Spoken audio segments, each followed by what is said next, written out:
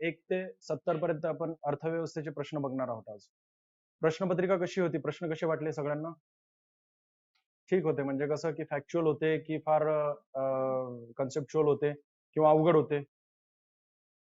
एक सहसा काय केलेलं आहे मागचे जे आयोगाचे कल आहे 2 वर्षापासूनचा मागचा 2 ते 3 वर्षापासून बदललेला कल म्हणजे फॅक्च्युअल कडे जास्त फोकस केलं जातंय. या ठिकाणी बऱ्यापैकी मागचे प्रश्न अनालिसिस करून त्याच मुद्द्यावर म्हणजे साचा भरून काढण्याचा मी प्रयत्न केलेला आहे. तर त्यानुसार चालू घडामोडीचे प्रश्न काही टाकण्यात आलेले आहेत. त्याचसोबत जरी जुने प्रश्न असले यामध्ये तरी सुद्धा त्याला धरून आपण चालू घडामोडीचं एक्सप्लेनेशन बघणार आहोत. अशा प्रकारे 1 ते 70 प्रश्न आपल्याला बघायचे आहेत. एक्सप्लेनेशन चालू करू आपण. पहिला प्रश्न बघा. व्यवसाय करासंदर्भात योग्य विधाने आपल्याला ओळखायची होती. अ मध्ये दिलेल्या संसदीय कायद्याने सुरुवातीला व्यवसाय कराची उच्चतम मर्यादा किती 250 प्रति वर्ष केली होती का? बरोबर आहे का विधान? काय वाटतं तुम्हाला? विधान बरोबर आहे. आपल्या महाराष्ट्रामध्ये बघा 1975 मध्ये व्यवसाय कराची सुरुवात केली होती आणि तेव्हा ₹240 उच्चतम मर्यादा ठेवली होती. आपल्या महाराष्ट्रामध्ये जर बघितलं आपण विचार केला तर व्यवसाय कराचं जे आहे व्यवसाय कर उद्देश काय होता की व्यवसाय कर सुरू करण्याचा 1975 मध्ये. तर 1972 मध्ये सगळ्यांना माहिती आहे की रोजगार हमी योजना जी होती ती सुरुवात केली होती आणि त्याचा खर्च भरून काढण्यासाठी व्यवसाय कर ची सुरुवात आपण आपल्या महाराष्ट्रामध्ये केली होती. ₹240 उच्चतम मर्यादा होती. सद्यस्थितीमध्ये किती आहे? 250 आहे. 2500 उच्चतम मर्यादा आहे. त्यातल्या त्यातही कसं आहे की एकूण स्लॅब आहेत 7500 पेक्षा जर कमी उत्पन्न असेल तर त्यांना व्यवसाय कर लागू होत नाही. परंतु 7500 ते 10,000 पर्यंत जर उत्पन्न असेल मासिक तर त्यांना ₹175 व्यवसाय कर असतो आणि 10,000 पेक्षा जास्त जर व्यवसाय कर असेल उत्पन्न असेल तर त्यांना एकूण 200 आणि जर आपण कॅल्क्युलेट केलं गुणिले 12 केलं तर एक 2,500च्या आतमध्येच येतं म्हणजे 200 जर समजलं पण तर 2400 बरोबर ना व्यवसाय कर असतो. तर याचं उत्तर काय असायला पाहिजे? अ विधान बरोबर आहे. ब विधान बघा 1948 या ठिकाणी थोडीशी चुकी झालेली आहे. 1948 नाही टायपिंग मिस्टेक झालेली आहे. एकूण बघा 1988 असायला पाहिजे होतं तेव्हा ब विधान अगदी बरोबर असलं असतं. बरोबर आहे. 1988 च्या दुरुस्तीने ही उच्चतम मर्यादा किती करण्यात आलेली आहे? 2500 करण्यात आली आणि सद्यस्थितीमध्ये सुद्धा 2500च आहे. बरोबर आहे. म्हणजेच अ ही बरोबर आहे, ब ही बरोबर आहे. क विधान बघा 14व्या वित्त आयोगाने उच्चतम मर्यादा 12,000 प्रतिवर्ष करण्याची शिफारस केली होती का? 14 वित्त आयोग अध्यक्ष कुणाला सांगता येतील का? 14 वित्त आयोगाचे वाय व्ही रेड्डी बरोबर आहे. यांनी एकूण केंद्रीय कर उत्पन्न जे आहे त्यामधून एकूण राज्यांना किती वाटा द्यायचा असं सांगितलं होतं? 42% द्यायचं असं सांगितलं होतं. बरोबर आहे. म्हणजे अशी त्यांनी शिफारस केली होती. सद्यस्थितीमध्ये जे आहेत वित्त आयोगाचे अध्यक्ष कोण आहेत? एन के सिंग आहेत. 2017 मध्ये स्थापना झाली होती. एन के सिंग महत्वाचे व्यक्ती आहेत. 15 वित्त आयोगाचे अध्यक्ष आहेत. त्याचसोबत या 15 वित्त आयोगासाठी जे आहे 280 म्हणजे वित्त आयोगासाठी 280 व कलम आहे. 5 सदस्य असलेलं वित्त आयोग स्थापन करतात दर 5 वर्षांनी. राष्ट्रपतींना अधिकार आहेत. राष्ट्रपतींसाठी कलम कुठलं आहे? 52 व कलम आपल्या राज्यघटनेचं बरोबर आहे. आणि 280 व कलम हेही महत्वाचं आहे. वित्त आयोग दरवर्षी नाही म्हटलं तरी 2 ते 3 वर्षातून एकदा प्रश्न असतोच वित्त आयोगावर आणि आयोगाबाबत जे आहे सदस्यांवर दरवर्षी प्रश्न असतो. वेगवेगळ्या आयोगांच्या परीक्षा ज्या असतात त्यामध्ये असतो. कंबाईन मध्ये विशेषतः आपल्याला लक्ष देणं फार गरजेचं आहे कारण या ठिकाणी आपल्याला कन्सेप्च्युअल पेक्षा फॅक्च्युअल प्रश्न जे आहेत जास्त असतात कंबाईन मध्ये. अध्यक्ष त्यांचे सदस्य लक्षात ठेवणं गरजेचं आहे. आता सचिवाबाबत प्रश्न विचारला होता एमपीएससी पूर्व परीक्षेमध्ये. एकूण 41% जो वाटा आहे एकूण कर उत्पन्नाचा तो राज्यांना द्यायचा असं ठरवण्यात आलं होतं. म्हणजे असं शिफारस त्यांनी राष्ट्रपतींना केली होती. 41च का म्हणजे 42 का कमी का केला होता? कारण 1% जो नवनियुक्त केंद्रशासित प्रदेश सगळ्यांना माहिती आहेत. आत्ताचे 2 नवनियुक्त केंद्रशासित प्रदेश कोणते? जम्मू काश्मीर आणि लडाख. क्षेत्रफळाने सर्वात मोठा कुठला आहे केंद्रशासित प्रदेश? लडाख आहे. बरोबर आहे. तर अशा प्रकारे या 2 केंद्रशासित प्रदेशांची निर्मिती 31 ऑक्टोबर 2019 ला करण्यात आली होती आणि यांच्यात शांतता आणि सुव्यवस्था राखावी या उद्देशाने 1% केंद्राने खर्च करावा. केंद्रशासित प्रदेश म्हणलं तर केंद्र त्या ठिकाणी शासन करतं त्यासाठी त्यांना ती जबाबदारी देण्यात आली होती. पुढचं बघा. त्यामुळे काही विधान या ठिकाणी बरोबर आहे. या प्रश्नाचं उत्तर काय असायला पाहिजे? मग योग्य विधाने आपल्याला विचारलेली आहेत म्हणजेच अ ब क पर्याय क्रमांक 1 हे या प्रश्नाचं उत्तर आहे. फक्त या ठिकाणी थोडी सुधारणा करायची होती प्रश्नामध्ये. थोडा प्रश्न चुकलेला आहे. मुळात आयोग सुद्धा काय करतं? प्रश्न चुकवतं जाणून बुजून. म्हणजे काय की थोडंसं त्या ठिकाणी अट्रॅक्शन वाढवा प्रश्नाकडे आणि मग विद्यार्थ्यांचा जो आहे वेळ जावा विचार करण्यामध्ये. आणि शेवटी ज्यावेळेस आपण आन्सर की बघतो त्यावेळेस आपल्याला लक्षात येतं की या ठिकाणी आपण 1.5 ते 2 मिनिटं वेळ घालविला होता आणि मुळात हा प्रश्न चुकीचा होता. अशा प्रकारे करू शकता. आणि सुरुवातीचेच प्रश्न जे आहेत सहसा ज्यांना बघितलेलं आहे मी, सुरुवातीचेच प्रश्न जे आहेत ते त्यांच्याकडून चुकीचे असतात. जीएसटी, दुसरा प्रश्न बघा, जीएसटी संदर्भात योग्य विधाने आपल्याला निवडायची आहेत. अविधान बघा, जीएसटी मध्ये एकूण 17 प्रकारचे अप्रत्यक्ष कर, अधिभार, उपकर समाविष्ट करण्यात आलेले आहेत का? तर अगदी बरोबर आहे अविधान. आपल्या भारतामध्ये जीएसटी केव्हा लागू करण्यात आला होता?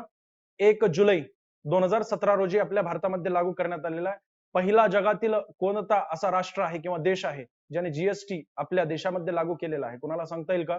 1954 मध्ये. व्हेरी गुड, फ्रान्स आहे. प्रयत्न कोणी केले होते? कॅनडाने केले होते. केव्हा केले होते प्रयत्न? 1905 मध्ये केले होते. बरोबर आहे. परंतु त्यांनी तेव्हा लागू न करता एकूण 90 वर्षानंतर 1995 मध्ये आपल्या राष्ट्रामध्ये जीएसटी लागू केलेला आहे. भरपूर विकसित आणि विकसनशील देशांनी आपापल्या राष्ट्रांमध्ये जीएसटी लागू केलेले आहेत, अमेरिका सोडून. विशेषतः जे नाहीये तिथे फोकस केलं तुम्ही तर सहसा तुम्हाला त्या प्रश्नाचा फायदा होईल. ब मध्ये बघा, यांपैकी 9 प्रकारचे समाविष्ट झालेले अप्रत्यक्ष कर हे केंद्राचे आहेत का? तर नाही, थोडस उलट केलेलं आहे फक्त प्रश्नामध्ये. एकूण 8 प्रकारचे कर केंद्राचे आहेत, तर एकूण 9 प्रकारचे कर जे आहेत अप्रत्यक्ष कर हे राज्यांचे समाविष्ट करण्यात आले होते. आपल्याला सहसा या ठिकाणी 17 हा आकडा फार महत्वाचा आहे. सहसा विचारलं तर यावरही विचारलं जाऊ शकतं. मागील प्रश्नपत्रिका बघितल्या 5-6 वर्षांच्या, तर जीएसटी वर वारंवार प्रश्न येत आहे. एकाड एक वर्ष अशा प्रकारे येत आहे. त्यांच्या समित्यांबाबत विचारलं जातं. त्याचसोबत जीएसटी केव्हा लागू केलेला आहे सरळ सेवामध्ये, तर प्रत्येक प्रश्नपत्रिकेत असतोच की तारीख सांगा केव्हा आपल्या भारताने जीएसटी लागू केलेला आहे. ठीक आहे, होईल तेवढी माहिती जर या प्रश्नांना धरूनच आपण आसपासची माहिती काढली तरी सुद्धा 100% तुम्हाला या कंबाईन येणाऱ्या 100% फायदा होईल. 80 ते 90% प्रश्न याच्याच आसपास असतील, चालू घडामोडीचे सोडून. थोडंसं चालू घडामोडी सुद्धा ऍड करण्याचा प्रयत्न केलेला आहे, परंतु चालू घडामोडी कुठून सध्या येत आहे आपल्याला माहिती आहे. 2 ते 3 वर्षापासून जो बदललेला कल आहे आयोगाचा, कसा आहे की तो जास्तीत जास्त मागचं एक 7 ते 8 वर्षांचं चालू घडामोडी मागचं विचारलं जाते. तर तसेही प्रयत्न केलेले आहेत मी, पण तरी सुद्धा बघून घ्या. या दोन्ही विधाने या ठिकाणी यापैकी अविधान बरोबर आहे, ब विधान चुकीचं आहे. ठीक आहे, ब विधान चुकीचं आहे. त्यामुळे या प्रश्नाचं उत्तर काय असायला पाहिजे मग? 2 योग्य असेल. ठीक आहे, पुढचा प्रश्न बघा, खालीलपैकी कोणते राज्य सरकारच्या कर्जाचे प्रमुख मार्ग आहेत? असा आपल्याला प्रश्न विचारलेला. अतिशय सोपा प्रश्न आहे. आणि बघता क्षणी समजा आपण जर बघितलं डिलीट मेथडने, तर क विधान हे पूर्णपणे 100% चुकीचं. प्रोव्हिडंट फंड जे आहेत ते सहसा केंद्र सरकारचं कर्ज उभारणीचं घटक आहे.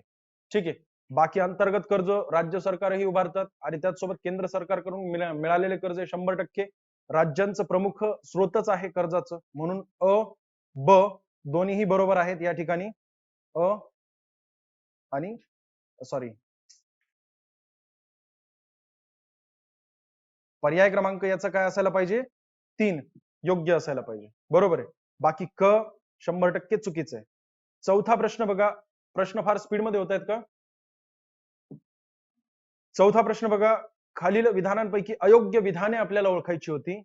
अविधानात बघा, सौभाग्य योजना देशातील प्रत्येक घरामध्ये फार महत्वाचं आहे, प्रत्येक घरामध्ये वीज पुरविण्याची संबंधित आहे का? अगदी बरोबर आहे, 100% बरोबर. आणि दुसरं विधान बघा, सौभाग्य योजनेअंतर्गत देशातील फक्त ग्रामीण भागामध्ये वीज जोडणीचे लक्ष ठेवण्यात आलेले आहेत का? ग्रामीण भागामध्ये तर नाही. ग्रामीण भागामध्येच नाही तर नागरी आणि ग्रामीण दोन्हींचाही सहभाग होतो. 2017 पासून ही योजना सुरू करण्यात आली होती. एक्झॅक्टली तारीख जर बघितली आपण तर 25 सप्टेंबर 2017 महत्वाची तारीख आहे. सौभाग्य योजना बरोबर आहे. हर घर बिजली या उद्देशाने ही योजना सुरू करण्यात आली होती. एकूण यामध्ये या योजनेअंतर्गत काय तर उपकरणांवर सबसिडी दिली जाते राज्यांना. बरोबर, उपकरणं जे वापरली जात आहेत जसं वायरी आहेत, बल्ब आहेत, त्यानंतर मीटर लागणार आहे, यासाठी सबसिडी केंद्राकडून दिली जात आहे. आणि त्याचसोबत टार्गेट किती ठेवलं होतं? 2019 पर्यंत प्रत्येक घरामध्ये लाईट पुरविणे, बिजली, हर घर बिजली, आणि 24 तास 7 दिवस म्हणजे 24 आवर्स 24/7 अशा प्रकारे हे उद्देश होता याचा. पुढचा प्रश्न बघा, दोन्ही विधाने या ठिकाणी बरोबर आहेत का? तर केवळ अविधान बरोबर आहे, ब विधान चुकीचं आहे. म्हणून या प्रश्नाचं उत्तर काय असायला पाहिजे? फक्त नसून नागरी आणि ग्रामीण दोन्ही मध्ये आहे, म्हणून केवळ अयोग्य विधान विचारलेलं आहे, तर ब विधान केवळ चुकीचं आहे. ठीक आहे. पुढचा प्रश्न बघा. एकूण जोड्या लावायच्या होत्या आपल्याला 2019-20 2 वर्षापूर्वीची आकडेवारी घेतली जाते अर्थव्यवस्थेमध्ये. ज्यावेळेस अर्थव्यवस्थेवर प्रश्न असतात म्हणजे आपला हा जो विषय आहे त्यावर 2 वर्षापूर्वीची आकडेवारी सहसा घेतली जाते. असं गृहीत धरलं जातं की मागील 3 ते 4 वर्षापूर्वीची आकडेवारी तुम्हाला पाठ आहे. बरोबर आहे. आत्ताची लेटेस्ट सहसा विचारली जात नाही. 2 वर्षापूर्वीची विचारली जाते. त्यानुसार बघा, तूट अनुदाने दिलेली आहेत एका ठिकाणी आणि दुसऱ्या स्तंभामध्ये जीडीपी दिलेला आहे. जीडीपी मध्ये एकूण किती टक्केवारी आहे? यात बघा सर्वाधिक काय असू शकतं, कुणाला सांगता येईल का? सर्वाधिक तूट कुठली? राजकोषीय तूट असू शकते. बरोबर आहे.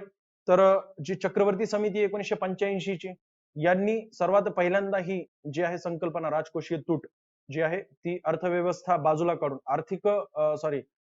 अर्थसंकल्पीय तूट जी आहे ती बाजूला ठेवून राजकोषीय तूट समोर आणावी अशी शिफारस त्यांनी केली होती. त्यानुसार 1996-97 चा अर्थसंकल्प जे आहे त्यामध्ये राजकोषीय तूट जी आहे ती मांडली होती पहिल्यांदा.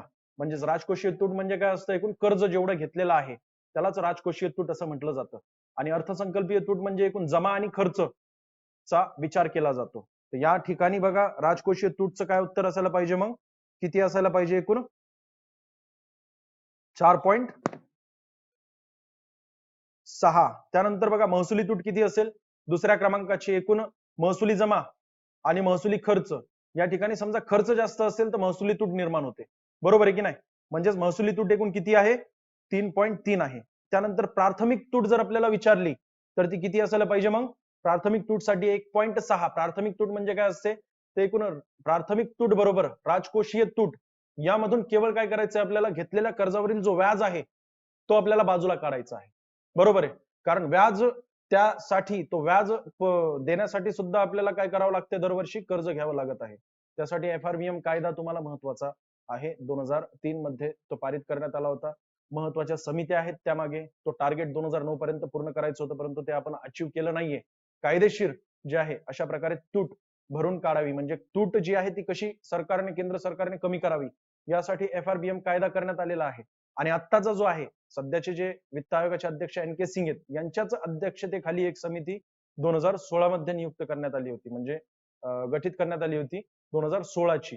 आणि त्यांनी टार्गेट काही सांगितलेले आहेत. त्याबाबतही प्रश्न यामध्ये घेतलेला नाही, पण पुढच्या टेस्ट मध्ये 100% त्याबाबत एक प्रश्न असेल. तर या प्रश्नाचं उत्तर काय असायला पाहिजे? मग पर्याय क्रमांक 3 योग्य आहे.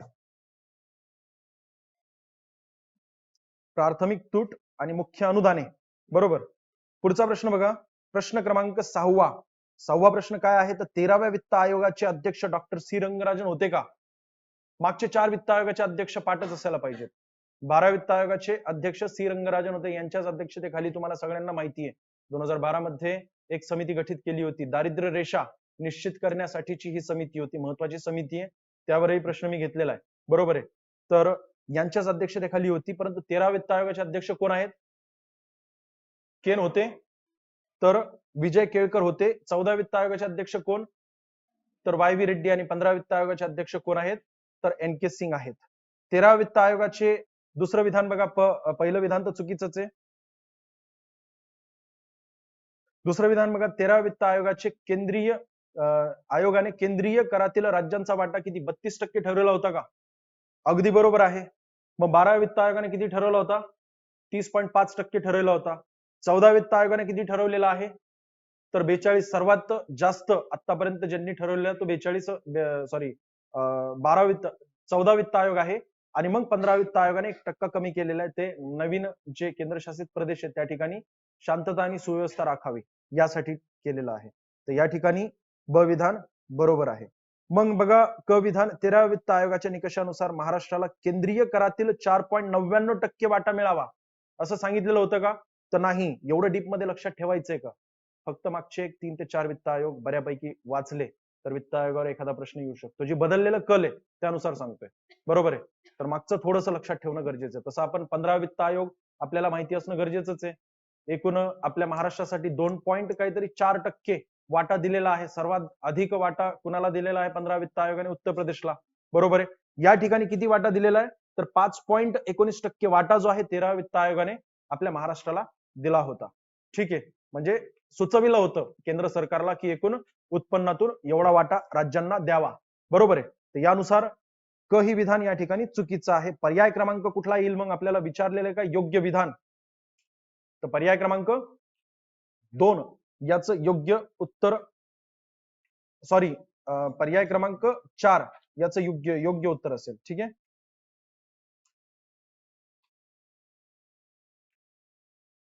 पुढचा प्रश्न बघा, प्रश्न क्रमांक 7.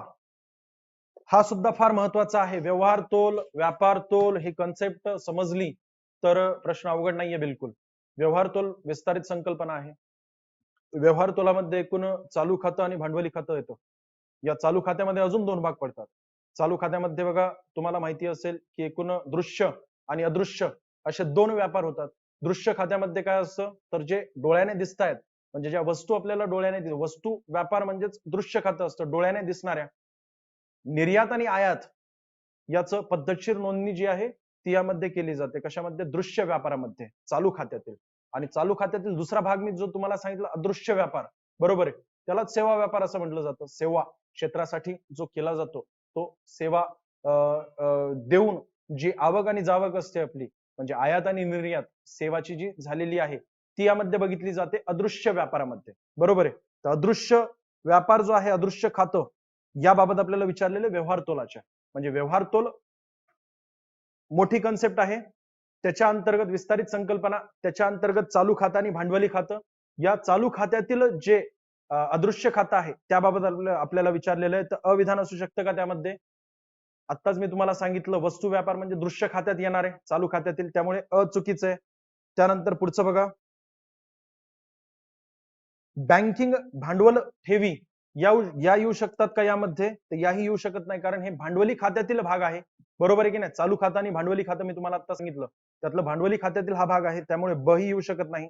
त्यानंतर वाहतूक आणि विमा या दोन्ही सेवा आहेत. बरोबर आहे. आणि सेवा क्षेत्रात येतील, म्हणून आपल्याला काय सांगता येईल, क आणि ड हे दोन्हीही या ठिकाणी बरोबर असल्यामुळे पर्याय क्रमांक 2 आपल्याला काय विचारलेलं आहे तर अदृश्य खात्याबाबत विचारलेलं आहे, म्हणजेच पर्याय क्रमांक 2 योग्य असणार आहे या प्रश्नाचं उत्तर. ठीक आहे. पुढचा प्रश्न बघा, खालील विधानांपैकी योग्य विधाने आपल्याला ओळखायची आहेत. यामध्ये अविधान बघा, राष्ट्रीय ग्रामीण आरोग्य अभियान हा प्रश्न का घेतला? कारण 2000 चं जे लोकसंख्या धोरण आहे त्यावरच डिपेंड करता हा प्रश्न, म्हणजे त्यावरूनच घेतलेला आहे. एकूण टार्गेट होतं मध्यावधी, जे टार्गेट होते आपले 2010 पर्यंतचे, ते अचीव्ह करण्यासाठी या 2 योजना फार महत्वाच्या आहेत. आणि खास करून ह्या दोन्ही योजना एकाच तारखेला ज्या आहेत सुरू करण्यात आल्या होत्या. 12 एप्रिल 2005 रोजी राष्ट्रीय ग्रामीण आरोग्य अभियान सुरू करण्यात आलं होतं. नॅशनल रुरल हेल्थ मिशन सुरू करण्यात आलं होतं. आणि त्याचा जे उद्देश होता तो म्हणजे काय, तर सार्वजनिक आरोग्य सेवांची उपलब्धता, गुणवत्ता सुधारणे, त्याचसोबत वंचित आणि दुर्बल घटक आहे यांच्याकडे जे आहे फोकस करणे जास्त, हा उद्देश होता. दुसरं काय, आणि एकूण 20 राज्यांमध्ये ही जे आहे जास्त फोकस केलेला आहे. राष्ट्रीय ग्रामीण आरोग्य अभियानाचा जो फोकस जास्त केलेला आहे, सुधारणा 20 राज्यांमध्ये केलेली आहे. ब विधान बघा, जननी सुरक्षा योजना हे 12 एप्रिल 2005 रोजी सुरू करण्यात आलेले आहे का? एक्झॅक्टली 30 तारीख आहे. दोन्ही योजना त्याच तारखेला सुरू करण्यात आल्या होत्या. आणि ही योजनाचा उद्देश काय होता बघा, आपल्या 2000चं जे लोकसंख्या धोरण आहे, दुसरं लोकसंख्या धोरण, पहिलं लोकसंख्या धोरण कुणाला सांगता येईल का वर्ष? 1976 होतं. बरोबर आहे. इंदिरा गांधीजींच्या सरकार त्यावेळेस होती, आणि त्यानंतर जी पुढची सरकार आली होती जनता दलाची, 1978 ला आलेली सरकार आहे जनता दलाची. जनता दलाची स्थापना केव्हा आहे? 1977. जयप्रकाश नारायण. आणि जनसंघ त्यापूर्वी होतं, म्हणजे जनसंघच रूपांतर जनता दलात झालं होतं. बरोबर आहे. तो भाग वेगळा आहे. या ठिकाणी जे आहे दुसरी जी लोकसंख्या धोरण आहे, दुसरं लोकसंख्या धोरण इसवी सन 2000चं, यावर अनेक वेळा प्रश्न विचारलेला आहे, आयोगाकडून विचारून झालेला आहे. मुद्दा फार महत्वाचा आहे आणि त्यालाच धरून जी आहे योजना विचारली जाऊ शकते. बरोबर आहे. एकूण 2010 पर्यंत मध्यावधी आपले टार्गेट होते. त्यातलं एक महत्वाचं टार्गेट म्हणजे कुठलं आहे, की जननी सुरक्षा योजना, म्हणजे जननी जे आहेत माता मृत्यू दर कमी करणे. किती? लाखांमागे 100 किंवा हजारांमागे 1 कमी करायची. दुसरा अजून भाग काय होता, तर एकूण संस्थात्मक प्रसूती जी आहे ती 80% पेक्षा जास्त करायची टार्गेट होतं ते 2010 पर्यंतचं आपलं. आणि तिसरं एक महत्वाचं काय, तर बाल मृत्यू दर आपल्याला 2010 पर्यंत किती, दर हजारी आपल्याला 30च्या आतमध्ये आणायचं होतं. आजही टार्गेट ते पूर्ण झालेलं नाही. अशा प्रकारे आपल्याला जे आरोग्य व्यवस्था सुधारण्यासाठी या 2 महत्वाच्या योजना महत्वाच्या आहेत. अ आणि ब दोन्ही या ठिकाणी योग्य असायला पाहिजे आहे. तर पर्याय क्रमांक 3 याचं उत्तर असेल. बरोबर. पुढचा प्रश्न बघा. देणगी कराबाबत आपल्याला योग्य विधाने ओळखायची होती. देणगी कर, 9वा प्रश्न. काय उत्तर असेल याचं देणगी कराचं? अ मध्ये दिलेले बघा, देणगी कर 1958 पासून लागू करण्यात आला होता का? एक्झॅक्टली बरोबर आहे. निकोलसन कॅल्डोर समितीने 1958 मध्ये जे आहे त्यांच्या समितीच्या शिफारशीवरून आपल्या भारत सरकारने 1958 पासून देणगी कर लागू केला होता. पुढे बघा, सुरुवातीला हा कर केवळ देणगी देणाऱ्यावर आकारला जायचा का? तर बरोबर आहे. मग क विधान बघा, 1990-91 पासून देणगी स्वीकारण्यावर सुद्धा लागू करण्यात आला का? तर बरोबर आहे. तीनही विधान पहिले बरोबर आहेत, परंतु चौथं विधान बघा, ड मध्ये 1995-96 मध्ये अर्थमंत्री पी चिदंबरम यांनी हा रद्द केला का? 95-96 मध्ये अर्थमंत्री होते पी चिदंबरम, परंतु त्यांच्या कालावधीमध्ये नसून तर अटल बिहारी वाजपेयी यांची सरकार आली होती 1998 ला. आल्याबरोबर त्यांनी मंत्रिमंडळाचा विस्तार केला आणि विस्तार केल्याबरोबर जे आहेत तत्कालीन यशवंत सिन्हा हे अर्थमंत्री होते आणि यांनी 98-99 च्या अर्थसंकल्पात हा कर जो आहे देणगी कर रद्द केलेला आहे. ठीक आहे. म्हणून या ठिकाणी केवळ काय असायला पाहिजे? ड विधान. चुकीचे आपल्याला योग्य विधाने विचारलेली आहेत, म्हणजेच काय? अ ब क, पर्याय क्रमांक 1 हे या प्रश्नाचं उत्तर आहे. ठीक आहे. डाऊट आहे कोणाला काही? पुढचा प्रश्न बघा. आयात कराच्या 6 पातळ्या दिलेल्या आहेत. कुठल्या कुठल्या? 5%, 10%, 15%, 20%, 25% आणि 30%. ह्या पातळ्या का कराव्या लागल्या, म्हणजे या बाबत का विचार करावा लागला? कारण 1991 मधली जी राजा चेलैया समिती आहे, बरोबर आहे, अर्थव्यवस्था त्यावेळेस संकटात होती आपली. आपल्याकडे परकीय चलनचा तुटवडा जाणवत होता, बरोबर आहे. त्याचसोबत मंदीजन्य परिस्थिती सुद्धा आपल्या भारतामध्ये निर्माण झाली होती. त्यासाठी वेगवेगळ्या समित्या स्थापन केल्या होत्या.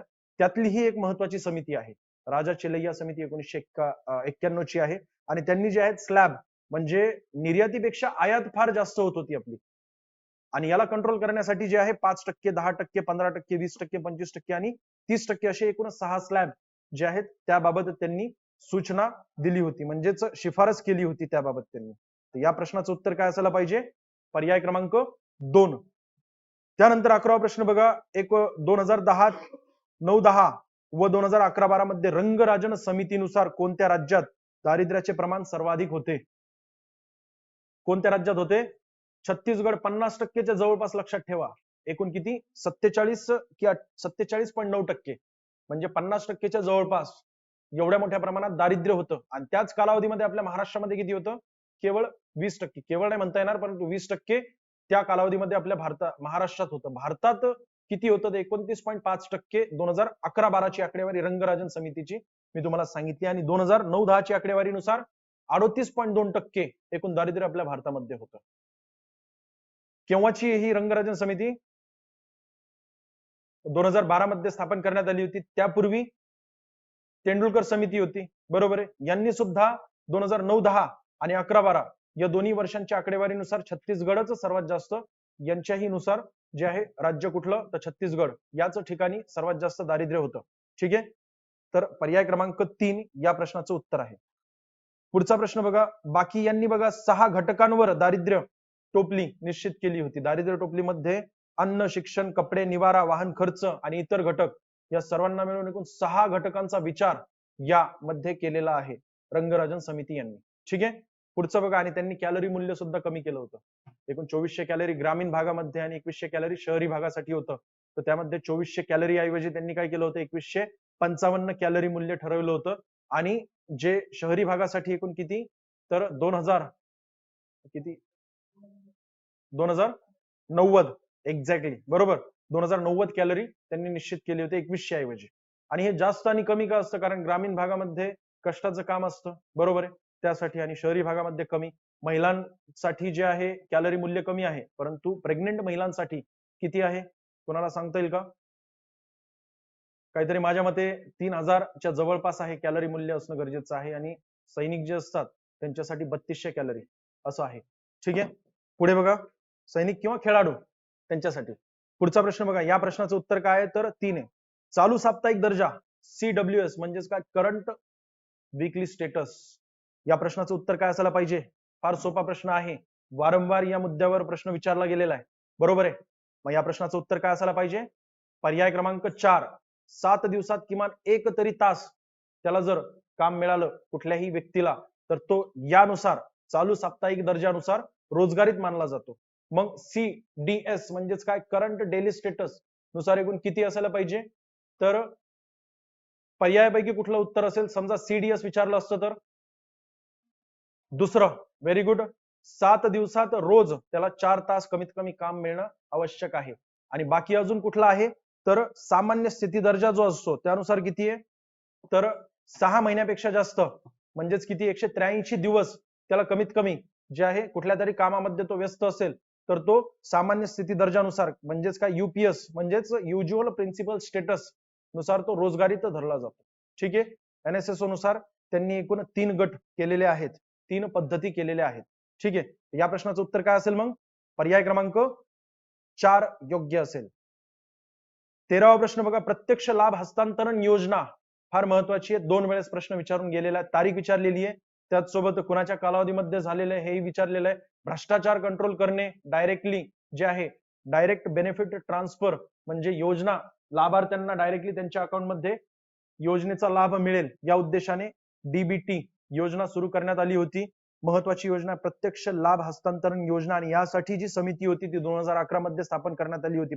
कुठली समिती आहे ती? पर्याय क्रमांक 2 नायक समिती बरोबर आहे. ठीक आहे. नायक नाहीये, सॉरी, बरोबर बरोबर, नंदन निलकेनी समिती आहे त्याची, आणि 2011 ची ही समिती. पुढे बघा, 14वा प्रश्न महत्वाचा आहे. पुढीलपैकी कोणती भारतीय नियोजनाची वैशिष्ट्ये आहेत? पहिलं बघा, भौतिक नियोजन असू शकतं का? आहे. कारण काय त्याचं? तर भौतिक लक्ष ठरवले गेले जातात. वेगवेगळे जे क्षेत्र आहेत त्यामध्ये बघा, कृषी, औद्योगिक उत्पादन, वाहतूक, दळणवळण सेवा, सामाजिक सेवा इत्यादींवर काय केलं जातं? एक 5 वर्षांचं भौतिक लक्ष ठरवलं जातं. त्यामुळे भौतिक नियोजन सांगता येईल. भौतिकवादी योजना कुठली होती? कुठल्या योजनेला नाव देण्यात आलेलं आहे? एकूण 12 योजना झाल्या पंचवार्षिक योजना, त्यापैकी कुठल्या योजनेला भौतिकवादी योजना म्हणून नाव देण्यात आलं होतं? महालनोबिस प्रतिमा नसलेली योजना. Very good. दुसरी पंचवार्षिक योजना जी आहे तिचा कार्यकाळ जर आपण बघितला तर 1956 ते 61, आणि तिसऱ्या पंचवार्षिक योजनेमध्ये सुद्धा महालनोबिस प्रतिमानच स्वीकारण्यात आलं होतं 1966 पर्यंतच. एकूण 3 योजना झाल्या की सुट्टी दिली 3 वर्षांची. इंदिरा गांधीजी आल्या होत्या 24 जानेवारी 1966 मध्ये, त्यामुळे म्हणजे त्यांनी शपथ घेतली होती, त्यामुळे 24 जानेवारी हा दिवस कुठला दिवस म्हणून साजरा केला जातो राष्ट्रीय पातळीवर? बालिका दिवस म्हणून साजरा केला जातो. कारणच ते आहे की पहिल्या प्रधानमंत्री यांनी काय केलेले, महिला प्रधानमंत्री यांनी शपथ घेतली होती 24 जानेवारीला, बरोबर आहे. आणि मग आल्याबरोबर त्यांनी काय केलं की तिसरी पंचवार्षिक योजना संपल्याबरोबर 3 वर्षाची सुट्टी दिली होती, कारण तिसऱ्या पंचवार्षिक योजनेत महत्वाच्या घटना घडल्या होत्या, बरोबर आहे. मग हरित क्रांती सुद्धा त्याच पंचवार्षिक योजनेत 3 वर्षांच्या कालावधीमध्ये हरित क्रांती झालेली आहे. मग त्याचा परिणाम जो आहे, जे रुपयाचं अवमूल्यन झालं होतं, बरोबर आहे, दुसरं अवमूल्यन एकूण 36.5% ते सुद्धा त्या 3 वर्षांच्या कालावधीत झालेले आहे. पुढचा प्रश्न बघा. पुढचा प्रश्न बघण्यापूर्वी वित्तीय नियोजन आहे का आपलं? तर नाही. सूचक नियोजन आहे का? सूचनात्मक नियोजन बघा, 1991 नंतर आपण काय केलेलं आहे? नवीन औद्योगिक धोरण स्वीकारलं होतं, त्यानुसार आपण सूचनात्मक नियोजनाचा स्वीकार केलेला आहे. मग असं कुठली पंचवार्षिक योजना आहे ज्यामध्ये पहिल्यांदा विज्ञान आणि तंत्रज्ञान क्षेत्रामध्ये 7वी पंचवार्षिक योजना आहे 1985 ते 90 हा कार्यकाळ, आणि त्याचा परिणाम जो आहे म्हणजे ती 2 वर्षांची सुट्टी झाली. बघा, योजनांचा कार्यकाळ मी कसा लक्षात ठेवतो, तर एकूण 3 पंचवार्षिक योजना झाल्या 3 वर्षांच्या सुट्ट्या, त्यानंतर 2 झाल्या 2 वर्षांच्या सुट्ट्या, पुन्हा 2 झाल्या 2 वर्षांच्या सुट्ट्या, आणि एकूण 5 योजना झाल्या कायमची सुट्टी. कायमची सुट्टी म्हणजे नीती आयोग आलं, बरोबर की नाही? नीती आयोगाची स्थापना तारीख किती आहे? स्थापना एक्झॅक्टली झालेली 1 जानेवारी 2015 रोजी, आणि घोषणा केव्हा केली होती? 15 ऑगस्ट 2014 रोजी केलेली आहे नीती आयोगाची घोषणा. ठीक आहे. तर सूचक नियोजन आहेच.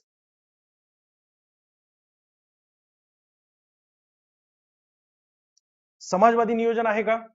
समाजवादी अर्थव्यवस्थेचा आपण स्वीकार केव्हा केला होता? 1956 मध्ये, बरोबर की नाही? एकूण बघा, मुक्त अर्थव्यवस्था होती 1948 पूर्वी इंग्रजांच्या कालावधीमध्ये. त्यानंतर मुक्त अर्थव्यवस्था म्हणजेच काय, कॅपिटलिस्ट इकॉनॉमी. आपलं पहिलं औद्योगिक धोरण 8 एप्रिल 1948 रोजी घोषित करण्यात आलं आणि या पहिल्या औद्योगिक धोरणानुसार आपण काय केलेलं आहे, तर मिश्र अर्थव्यवस्थेचा स्वीकार केला होता. बरोबर आहे. 1956 पर्यंत म्हणजे 8 वर्ष एकूण मिश्र अर्थव्यवस्थेचा स्वीकार केला. त्यानंतर मग 1956 नंतर आपण काय केलं होतं, समाजवादी अर्थव्यवस्थेचा स्वीकार केला, परंतु त्यामध्ये काय तर एकूण आदेशात्मक नियोजनाचा स्वीकार केला होता.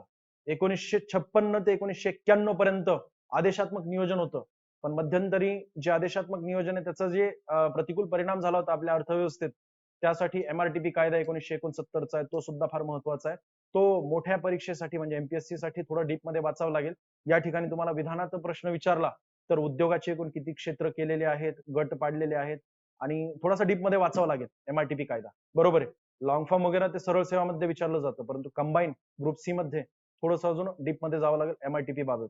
तर 1991 मध्ये आपण काय केलेलं आहे, तर सूचनात्मक नियोजनाचा स्वीकार केला होता. पहिल्यांदा आपण विज्ञान तंत्रज्ञान क्षेत्रामध्ये 7व्या पंचवार्षिक योजनेमध्ये स्वीकार केलेल्या सूचनात्मक नियोजनाचा आणि पूर्णपणे नवीन औद्योगिक धोरणाचा प्रभाव जो आहे 8व्या पंचवार्षिक योजनेत आपल्याला बघायला मिळतो. म्हणजे 1992 ते 97 या कालावधीमध्ये ही 8वी पंचवार्षिक योजना झाली होती. राव मनमोहन प्रतिमान. बरोबर आहे. ते आपण स्वीकारलेलं आहे. क आणि अ बरोबर असायला पाहिजेत. उत्तर पर्याय क्रमांक 3 आहे या प्रश्नाचं. 14वा प्रश्न बघा, नवीन औद्योगिक धोरण त्याच बाबत आहे. याबाबत हा फार सुंदर प्रश्न आहे. यावर वारंवार अशाच प्रकारचे विधानं किंवा बदलून विधानं किंवा नाही किंवा आहे अशा प्रकारचं फक्त कन्फ्युजन केलं जातं. परंतु प्रश्न एकदा आपल्याला कन्सेप्ट कळाली, नवीन औद्योगिक धोरण संपूर्ण समजून घेतलं, तर कशाही प्रकारचे प्रश्न आले तरी सुद्धा उत्तर आपल्याला कळतं. जे आहे त्यापेक्षा जे नाही त्या ठिकाणी जर तुम्ही फोकस केलं तर उत्तर लगेच मिळतं तुम्हाला. एक 30 ते 35 सेकंदात उत्तर मिळू शकतं याचं. नवीन औद्योगिक धोरण 1991 बाबत अयोग्य विधान आपल्याला ओळखायचंय.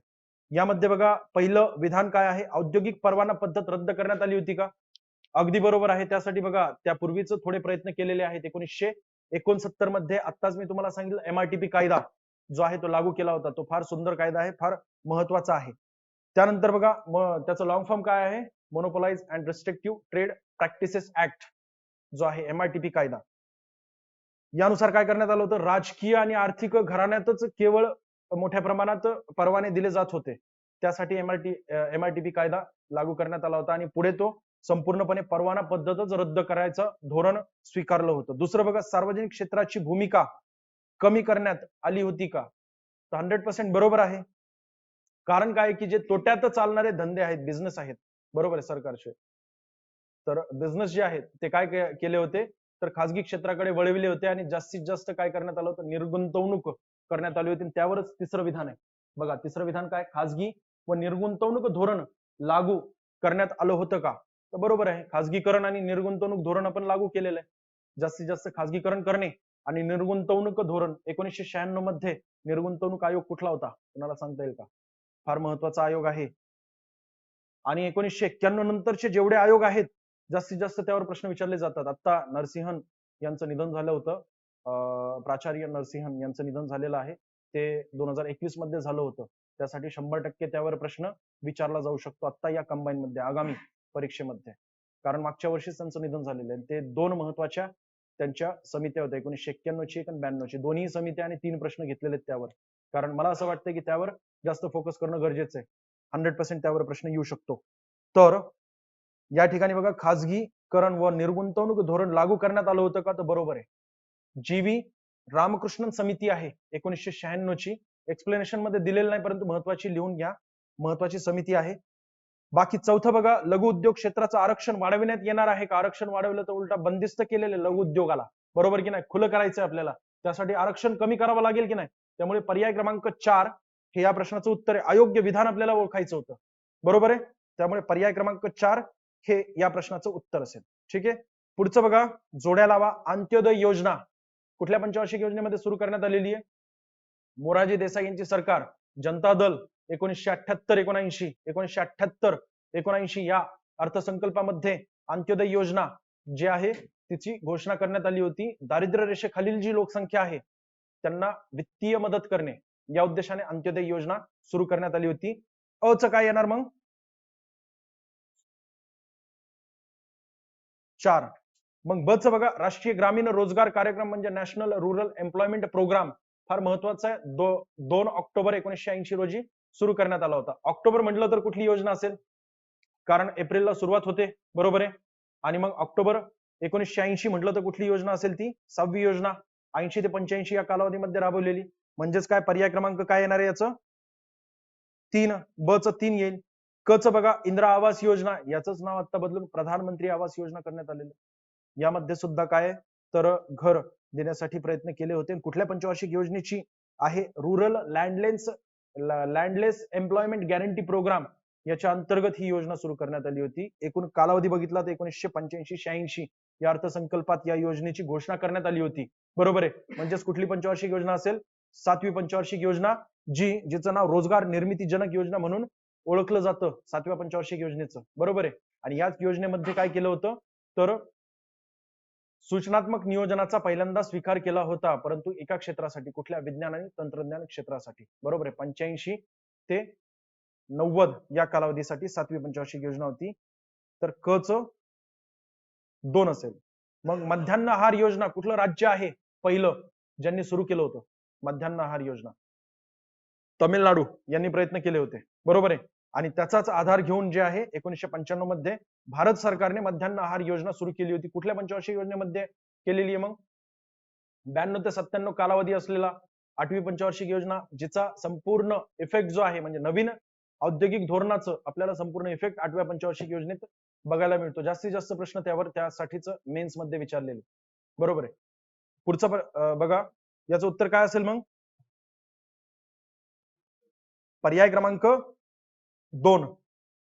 आणि एक जरी आपल्याला कळालं तरी सुद्धा ग्रुप क आणि ब यामध्ये एक जरी जोड्या लावा कळालं तर उत्तर कळतं लगेच, कारण एका तासामध्ये आपल्याला 100 प्रश्न सोडवायचे, बरोबर आहे.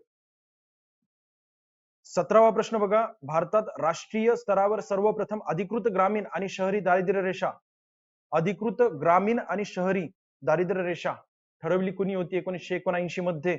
वर्ष सुद्धा दिलेलं आहे. म्हणजे समिती आपल्याला कमीत कमी वर्ष जरी माहिती असलं तरी सुद्धा उत्तर काढता येतं. वाय के अलग समिती आहे की नाही? अधिकृत वेगवेगळी ग्रामीण आणि शहरी दारिद्र्य रेषा त्यांनी निश्चित केलेली होती, बरोबर आहे. त्याचसोबत मला एक गोष्ट सांगा की राज्यांसाठी वेगवेगळी दारिद्र्य पहिल्यांदा कोणी मोजलेलं आहे? तर ते आहेत डीटी लकडावाला समिती. केव्हाची ही समिती? 89, बरोबर ना? 8-9 89 ची समिती आहे. मग एकूण शहरी आणि ग्रामीण यांच्यासाठी कॅलरी मूल्य तर यांनी ठरवलेलं आहे, परंतु एकत्रित कॅलरी मूल्य सर्वात पहिल्यांदा कॅलरी मूल्य हा घटक कोणी वापरला होता? Very good. तर दांडेकर आणि रथ यांनी पहिल्यांदा किती? तर 2250 कॅलरी, बरोबर आहे. हे उत्तर आहे. तर या ठिकाणी या प्रश्नाचं उत्तर काय असायला पाहिजे? वाय के अलग समिती केव्हाची ही समिती? 1979 ची समिती आहे. लकडावाला समिती केव्हाची आहे? 1989 ची समिती आहे, ठीक आहे. आणि मिन्नास समिती ही केव्हाची आहे? 1968 आणि 69 या वर्षामध्ये, आर्थिक वर्षात जी आहे स्थापन करण्यात आली होती. 18वा प्रश्न बघा, पैसा, व्याज व रोजगार विषयक सामान्य सिद्धांत कोणी मांडलेला आहे? 18वा प्रश्न म्हणजे the general theory of employment interest and money हा सिद्धांत कोणी मांडलेला आहे? म्हणजे या ग्रंथात जे आहे, ग्रंथालाच मुळात नाव देण्यात आलं होतं पैसा, व्याज, रोजगार विषयक सामान्य सिद्धांत. जॉन मेनार्ड केन्स यांनी 1936 मध्ये, ज्यावेळेस आपल्या जगामध्ये मंदीजन्य परिस्थिती निर्माण झाली होती, 1928 ची मंदी, आर्थिक मंदी आहे, बरोबर. त्यानंतर ती मंदी निघून गेल्यानंतर मंदीचा बऱ्यापैकी अभ्यास केला होता केन्स यांनी, आणि त्यांनी विकासात्मक योजना राबवून तुटीचा अर्थसंकल्प जो आहे तो सादर करून, अर्थभरणा करून कल्याणकारी योजना राबवावी, बरोबर आहे. तर याच सिद्धांतामध्ये त्यांनी मांडलेला आहे. पर्याय क्रमांक 2 हे या प्रश्नाचं उत्तर आहे, ठीक आहे. पुढचा प्रश्न बघा, एन नरसिंहन समिती 1 1991 ची आहे, वित्तीय सुधारणा समिती म्हणून ओळखली जाते, आणि दुसरी 1998 ची जी समिती आहे ती बँकिंग क्षेत्र सुधारणा समिती म्हणून ओळखली जाते. एम नरसिंहन समिती जी 1 आहे त्याबाबत आपल्याला विधानांचा विचार करायचा आहे. बघा, त्यांची शिफारशी दिलेल्या आहेत. त्यांचं निधन 20 एप्रिल 2021 रोजी झालेलं. निधन केव्हा झालं हे महत्वाचं नाहीये, तारीख आपल्यासाठी परीक्षेसाठी महत्वाची नाहीये, परंतु झालंय आत्ता म्हणजेच लेटेस्ट न्यूज आहे, त्यासाठी आपल्याला तिथे फोकस करावा लागेल. अग्रक्रम क्षेत्र कर्ज पुरवठ्याचे लक्ष्य 40% 10% कमी केलेले आहेत का त्यांनी? सांगितलं होतं, परंतु ते प्रत्यक्षात आपण लागू केलेले का? नाही लागू केलेलं. आतापर्यंत काय तर परकीय बँका असो किंवा भारतीय बँका असो, बरोबर आहे, राष्ट्रीय बँका असो, त्या सर्वांना जे अग्रक्रम क्षेत्र किती ठेवण्यात आलेलं टार्गेट 40% ठेवण्यात आलेलं आहे. 2019 पर्यंत जे आहे ज्या बँकांचे परकीय बँकांचं 20 पेक्षा कमी हे होतं त्यांच्या शाखा होत्या, त्या शाखा ज्या आहेत 20 पेक्षा कमी असलेल्यांना 2019 पूर्वी काहीतरी 35% की 30% असं काहीतरी होतं अग्रक्रम क्षेत्र, परंतु आता काय 32% होतं. आता किती केलेलं आहे कंपल्सरी 40% कंपल्सरी केलेलं आहे. ठीक आहे. बँकांना स्वतःचे व्याजदर ठरविण्याची संमती देण्यात आली होती का?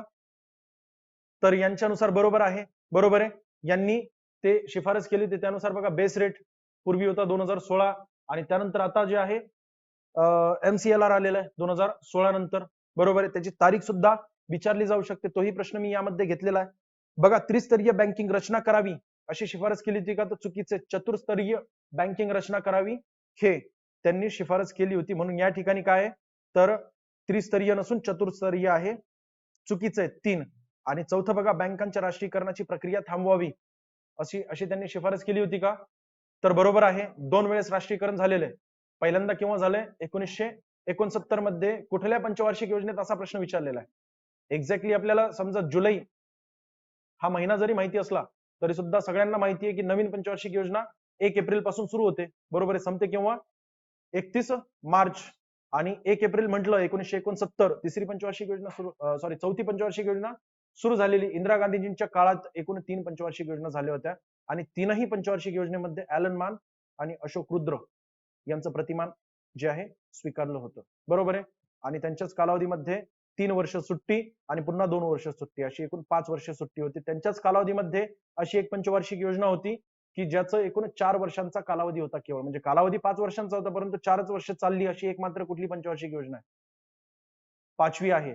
आणि अशी कुठली पंचवार्षिक योजना आहे की ती 5 वर्षांसाठी नव्हे तर एकूण 6 महिने अजून वाढवण्यात आली होती, म्हणजे 5 वर्ष 6 महिने चालली अशी पंचवार्षिक योजना कुठली? 12वी, बरोबर आहे. शेवटची सप्टेंबर मध्ये संपली ती, बरोबर आहे.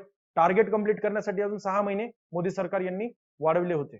2017च्या सप्टेंबर मध्ये ती पंचवार्षिक योजना संपली होती. ठीक आहे.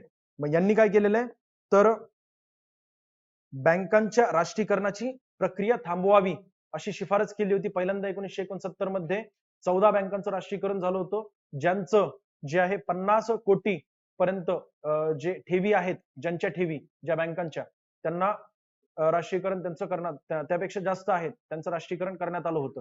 आणि एकूण जर आपण बघितलं तर त्या राष्ट्रीयकरणामध्ये 1969च्या ज्या बँका वाचलेल्या त्यांना जुन्या खासगी बँका असं म्हटलं जातं, बरोबर आहे. आणि त्यानंतर पुढे 1980 मध्ये अजून एक राष्ट्रीयकरण झालं होतं आणि ते सुद्धा इंदिरा गांधीजी यांच्या कालावधीमध्ये झालं होतं. एकूण किती बँकांचं राष्ट्रीयकरण करण्यात आलं होतं त्यावेळेस? 6. आणि 200 कोटी पेक्षा जास्त ज्यांच्या ठेवी आहेत ज्या बँकांच्या त्यामध्ये होत्या. एकूण किती? तर 21 बँकांचं राष्ट्रीयकरण झालं होतं. आणि ते राष्ट्रीयकरण आता थांबवावं असं नरसिंहन समिती जी आहे, नरसिंहन समिती 1 यांनी सांगितलेलं आहे. पर्याय क्रमांक 3 हे या प्रश्नाचं उत्तर असेल. ठीक आहे. 20वा प्रश्न बघा, पुढीलपैकी कोणते घटक दारिद्र्य निर्मितीस कारणीभूत ठरतात? फार सुंदर प्रश्न आहे. असे प्रश्न वेगवेगळे अशाच प्रकारे विचारले गेलेले आहेत यापूर्वीही. तुटीचा अर्थ भरणा होऊ शकतं का? तुटीचा जर अर्थ भरणा केला तर कल्याणकारी शासन व्यवस्था लागू करण्यासाठी जे आहेत विकासात्मक योजना राबवल्या जातील सरकारकडून, बरोबर आहे. आणि सरकारकडून ह्या विकासात्मक योजना कुठल्या क्षेत्रामध्ये? तर गरिबी कमी करण्यासाठी म्हणा, बरोबर आहे. आरोग्य क्षेत्र, बेरोजगारी कमी करण्यासाठी. बेरोजगारी जरी कमी झाली तरी सुद्धा गरिबी कमी होऊ शकते की नाही? मग यासाठी पहिलं जे आहे चुकीचं आहे, बरोबर आहे. तुटीचा अर्थ भरणा होऊ शकतो का? कारणीभूत आहे का दारिद्र्य निर्मूलनासाठी? तर नाही. मग बघा ब बाबत दिलेलं आहे काय तर अल्प बचती व भांडवल निर्मिती. जर अल्प बचती व भांडवल निर्मिती या ठिकाणी घट असायला पाहिजे होतं. भांडवल निर्मितीमध्ये घट हे असू शकतं आहे, कारण काय गुंतवणूक पातळी कमी होऊन जाते, बरोबर आहे, लोकांची. त्यासाठी पुन्हा दारिद्र्य जे आहे निर्माण होऊ शकतं. त्यानंतर बघा भाववाढ, यामुळे काय होणार आहे? पैशाची क्रयशक्ती कमी होणार आहे, बरोबर आहे. आणि त्यामुळेच काय होणार आहे? मग भाववाढ झाल्यामुळे गरीब लोक वस्तू त्यांना महाग होतील, बरोबर आहे. जीवनावश्यक वस्तू ते खरेदी करू शकत नाहीत, त्याही महाग झाल्या तर त्यामुळे दारिद्र्य निर्माण होऊ शकतं. त्यामुळे या ठिकाणी ब आणि क होऊ शकतं. शासकीय खर्चात जर वाढ केली तर पुन्हा तेच की शासन काय कशासाठी करणार आहे खर्च? तर विकासात्मक योजना राबवण्यासाठी खर्च करणार आहे की नाही? मग त्यासाठी या ठिकाणी ड ही होऊ शकत नाही. म्हणजेच काय ब आणि क हे या ठिकाणी कारणीभूत घटक आहेत. बरोबर, म्हणजेच पर्याय क्रमांक 3 हे या प्रश्नाचं उत्तर आहे. ठीक आहे, पुढचा प्रश्न आपण बघणार आहोत. बघा 21वा प्रश्न. सध्या राष्ट्रीय उत्पन्न मोजताना एकूण बघा 30 ते 40% प्रश्न कसे असतात, 30 प्रश्न असे असतात की ते लगेच सुटतात आणि सोपे प्रश्न टाकायचा प्रयत्न केला जातो अख्ख्या प्रश्नपत्रिकेमध्ये. तर तशा प्रकारचा हा प्रश्न आहे. सध्या राष्ट्रीय उत्पन्न मोजताना केंद्रीय सांख्यिकी संस्था टिंबटिंब या वर्षाचा आधारभूत वर्ष म्हणून एकूण 2 प्रकारे राष्ट्रीय जे आहे उत्पन्न मोजलं जातं. एक चालू किमतीवर आणि स्थिर किमतीवर. स्थिर किंमत जी आहे ती या आधारभूत वर्षाद्वारे ठरवली जाते. सद्यस्थितीमध्ये कुठला आहे? 2011-12 हे वर्ष आहे. आणि यासाठी जी समिती होती ती सुद्धा महत्वाची. सध्या समिती लक्षात नाहीये, परंतु समिती महत्वाची आहे. ती समिती फक्त त्यामध्ये R&D करून घ्या. समितीमध्ये महत्वाची कुठली समिती होती? व्हेरी गुड, बरोबर. 2017 ची समिती आहे ना ती. 2017 ची स्थापन केलेली डोलकिया. ठीक आहे, पुढचं बघा 22वा प्रश्न. प्राचार्य PC महालनोबिस यांच्या अध्यक्षतेखाली केव्हाची ही समिती? 1949 मध्ये स्थापन केलेली समिती आहे की नाही? आणि याच 4 ऑगस्ट 1949 मध्ये स्थापन केलेल्या राष्ट्रीय उत्पन्न समिती बाबत आपल्याला जे आहे विधानांचा विचार करा. यांच्या अध्यक्षतेखाली स्थापन करण्यात आलेल्या राष्ट्रीय उत्पन्न समितीने राष्ट्रीय उत्पन्न मोजण्यासाठी कोणत्या पद्धतीचं अनेक वेळा प्रश्न विचारलाय, कमीत कमी 4 वेळा प्रश्न विचारलेला आहे.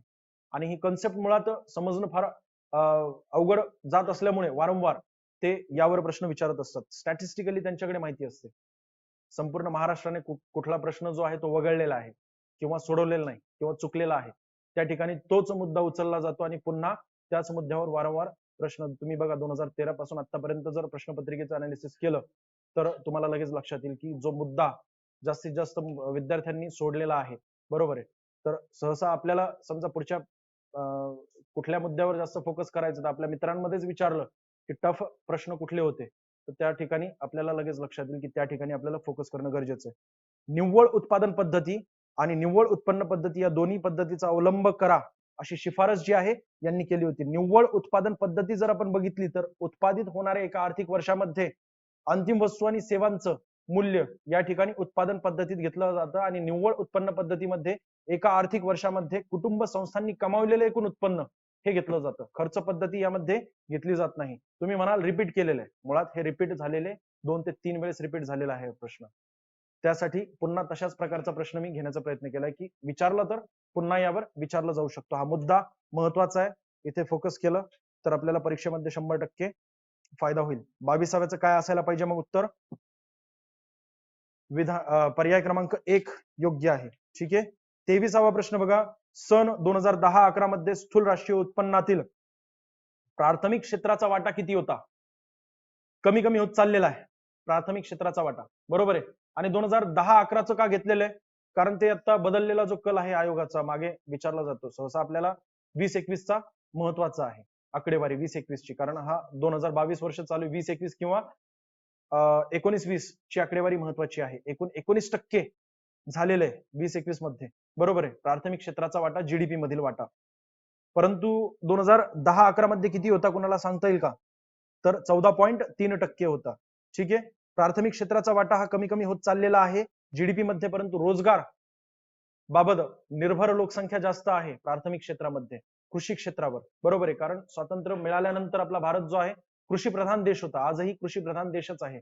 कारण रोजगारावर जास्त प्रमाणात प्राथमिक क्षेत्रावर लोकसंख्या निर्भर करते, बरोबर आहे. आणि दुसरं तृतीय क्षेत्र जे आहे सेवा क्षेत्र, याचा जीडीपीतील वाटा वाढत चाललेला आहे. सद्यस्थितीमध्ये सर्वात जास्त वाटा जीडीपी मध्ये कुणाचा आहे? तर तृतीय क्षेत्र म्हणजे सेवा क्षेत्राचा आहे. खालीलपैकी कोणता पैसा संकुचित पैसा म्हणून ओळखला जातो? नाव जरी लक्षात ठेवले तरी महत्वाचं आहे, कन्सेप्ट समजणं तर फार महत्वाचंच आहे.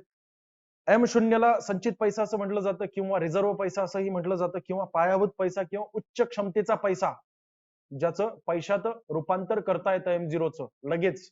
M1चं सुद्धा पैशात रूपांतर करणं फार सोपं आहे, बरोबर आहे.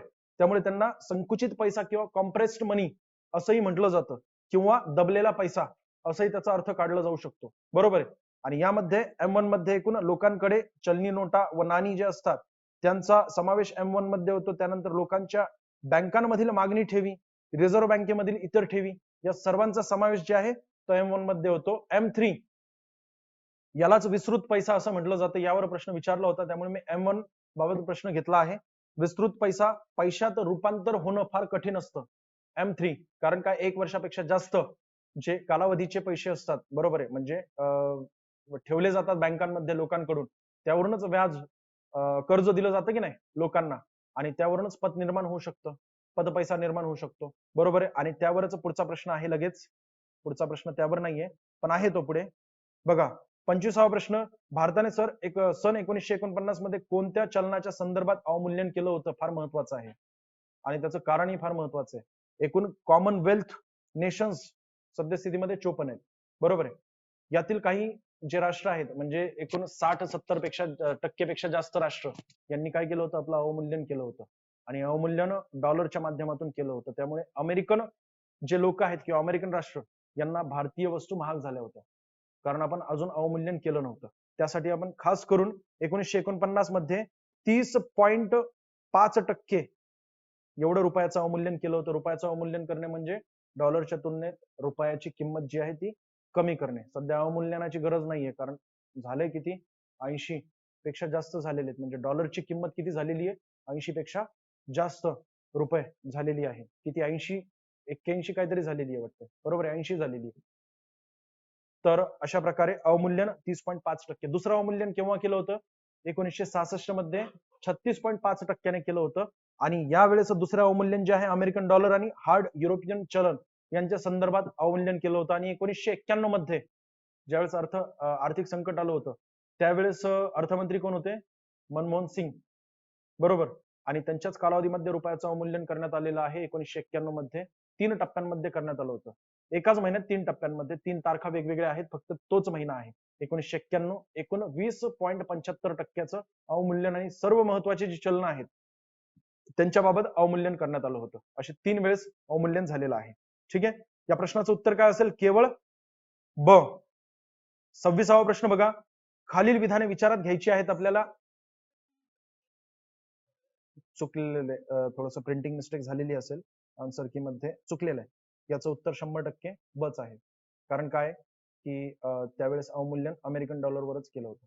ठीक आहे, 100% आहे ब च बरोबर.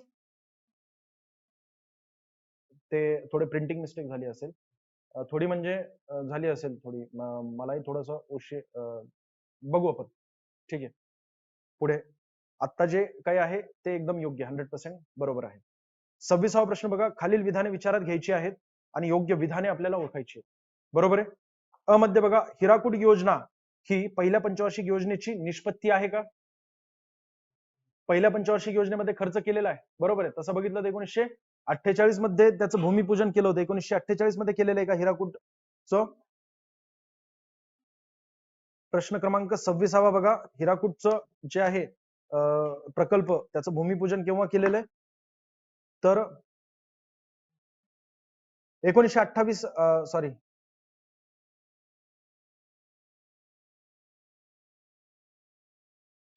1947 का 48 मध्ये केलं होतं, परंतु प्रत्यक्षात त्यावर खर्च केव्हा केलेला आहे? तर पहिल्या पंचवार्षिक योजनेमध्येच केलेला आहे. आणि त्याचं उद्घाटन केव्हा केलं होतं? धरण बांधून पूर्ण झाल्यानंतर पंडित जवाहरलाल नेहरू यांच्याद्वारे 1957 मध्ये केलं होतं. एकूण किती किलोमीटर लांबीचं आहे ते? तर 26 किलोमीटर लांबीचं आहे. आणि जगातील सर्वात लांब धरण आहे, मातीने बनलेलं आणि मानवनिर्मित धरण, असं जगातील सर्वात लांब आणि बहुउद्देशीय प्रकल्प आहे तो. म्हणजेच काय बहुउद्देशीय प्रकल्प म्हणजे काय असतो की एकूण पाणी अडवून त्या ठिकाणी पाण्याचा पुरवठा सुद्धा केला जातो. त्या ठिकाणचे जवळपासची जी गावं शहरं असतात त्यांना, आणि त्याचसोबत त्या ठिकाणी टर्बाईन फिरवून जे आहे ऊर्जा निर्मिती सुद्धा केली जाते, जलविद्युत प्रकल्प. आणि त्यासोबत अजून एक विचाराधीन आहे, म्हणजे तमिळनाडूने प्रयोग केलेला आहे की जो जमीन गेलेली आहे धरणाच्या आतील, बरोबर ना, त्या पाण्यावरच काय करायचंय? तर सोलार पॅनल समजा ठेवले, बरोबर आहे, तरंगते सोलार पॅनल, त्यामुळे पाण्याचं बाष्पीभवनही होणार नाही आणि पातळी सुद्धा कमी होणार नाही. दुसरं, त्या जमिनीचा फायदा होईल, बरोबर आहे की नाही. आणि अशा प्रकारे एकूण 3 उद्देश समोर ठेवून बहुउद्देशीय प्रकल्प वेगवेगळ्या ठिकाणी आता राबवायला सुरुवात होणार आहे. पहिला प्रयत्न तमिळनाडूने केलेला आहे त्याबाबत. पुढचं बघा. 26वा प्रश्न झालेला आहे. पहिलं योजनेमध्ये होतं का? निष्पत्ती आहे का? तर बरोबर आहे. परंतु पहिल्या पंचवार्षिक योजनेत कार्यान्वित झालेला आहे का? एक्झॅक्टली तारीख जर आपल्याला विचारली तर 13 जानेवारी 1957 मध्ये, आणि महानदीवर आहे, बरोबर.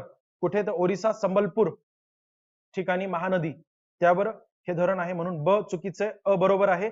पर्याय क्रमांक काय असेल याचं उत्तर? पर्याय क्रमांक 1 योग्य आहे. फेल्डमन महालनोबिस प्रतिमानाची रचना रशियन अर्थशास्त्रज्ञ ग्रिगोरी फेल्डमन यांनी टिंबटिंब साली केली होती. कोणत्या साली केलेली आहे? कोणाला सांगता येईल का?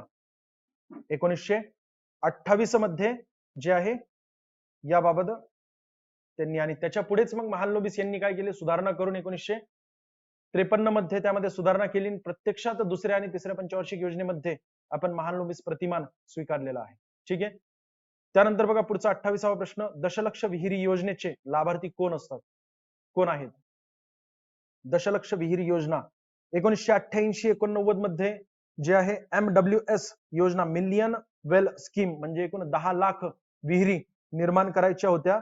केंद्र सरकारद्वारे ही योजना राबवली गेलेली आहे. कशामध्ये? तर नॅशनल रुरल एम्प्लॉयमेंट प्रोग्राम, जे 2 ऑक्टोबर मध्ये सुरू करण्यात आलं होतं, त्या अंतर्गत ही योजना सुरू करण्यात आली होती. अनुसूचित जाती जमातीतील गरीब लोक, त्याचसोबत लहान व सीमांत शेतकरी, वेठबिगारीतून मुक्त झालेले मजूर, या सर्वांचा यामध्ये समावेश होता. लहान व सीमांत शेतकरी याबाबतही प्रश्न टाकलेला आहे. सीमांत शेतकरी किती असतात, म्हणजे किती भूधारणा केलेले जे आहेत, एकूण किती जमीन त्यांच्याकडे असलेले लोक जे आहेत सीमांत शेतकरी म्हणून गणले जातात, 1 हेक्टर पेक्षा कमी.